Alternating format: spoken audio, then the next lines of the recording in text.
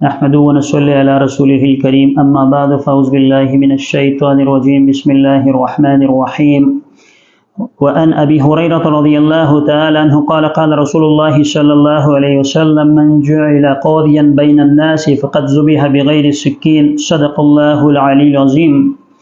حضرت ابو ہریرہ رضی اللہ تعالیٰ عنہ سے روایت مروی ہے کہ رسول اللہ صلی اللہ علیہ وسلم کا ارشاد ہے کہ جو لوگوں کے درمیان قاضی بنایا گیا وہ ایسا ہی ہے گویا کہ بغیر چھری کے وہ ذبح کر دیا گیا۔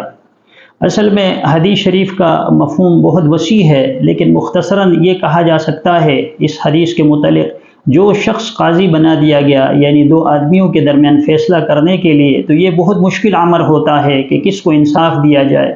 اور کس کو بری کیا جائے۔ یہ فیصلہ کرنا انتہائی مشکل اور سخت گڑی ہوا کرتی ہے۔ بعض اوقات جس کے بارے میں آپ فیصلہ کر رہے ہوتے ہیں وہ کوئی حاکم ہوتا ہے یا اسی طرح بادشاہ ہوتا ہے یا اسی طرح کسی بڑے عہدے کے ساتھ اس کا تعلق ہوا کرتا ہے، جس کے بعد یہ فیصلہ کرنا کافی مشکل ہو جاتا ہے کہ عدل کس طرح قائم کیا جائے، انصاف کس طرح مہیا کیا جائے اور کس کو جو ہے وہ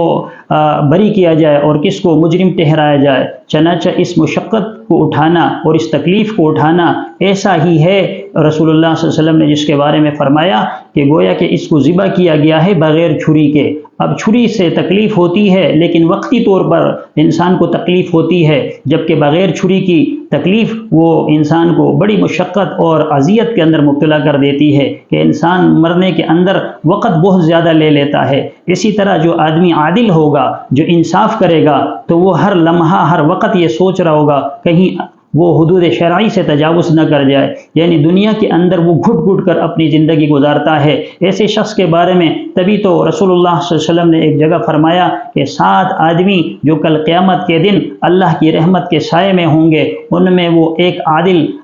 قاضی بھی ہوگا جو عدل کے ساتھ لوگوں کے اندر فیصلہ کرتا ہوگا اور شرعی اصولوں کو مد نظر رکھ کر لوگوں کا خیال رکھتا ہوگا، تو ایسا شخص بھی کل قیامت کے دن اللہ کے سائے کے عرش کے تلے ہوگا۔ اللہ تبارک و تعالیٰ سے التجا ہے کہ اللہ تبارک و تعالیٰ ہمیں صحیح حاکم اور صحیح